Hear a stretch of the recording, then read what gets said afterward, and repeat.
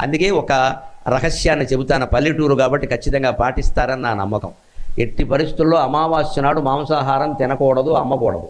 కనీసం ఆ ఒక్కరోజు మానేయండి.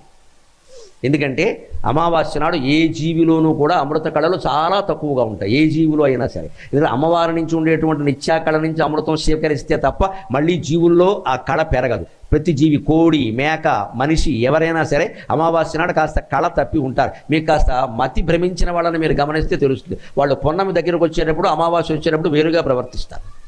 ఖచ్చితంగా గ్రహాల ప్రభావం మన మీద ఉందనడానికి ఇదే కారణం. పొన్నమకో రకంగా, అమావాస్యకో రకంగా ఉంటాడు అంటారు పిచ్చివాళ్ళు కొంచెం. ఎందుకంటే ప్రభావం ఉంటుంది అక్కడ ఖచ్చితంగా. ప్రతి జీవిలోనూ అమావాస్య నాడు చాలా బలహీనంగా ఉంటుంది. ఆ రోజున ఆ ప్రాణిని మనం చంపే ప్రయత్నం చేస్తే చేత్తో కొడితే చాలా చచ్చిపోతుంది. అందుకే మన ధర్మశాస్త్రంలో ఏం చెప్పారంటే, హిందూ ధర్మశాస్త్రంలో అమావాస్య నాడు ఏ జీవిని చంపొద్దు, మాంసాహారం అమ్మొద్దు, తినద్దు, మాంసం కోట్లన్నీ ఆదివారం మాట ఎలా ఉన్నా అమావాస్య మోసేయవలసిందే.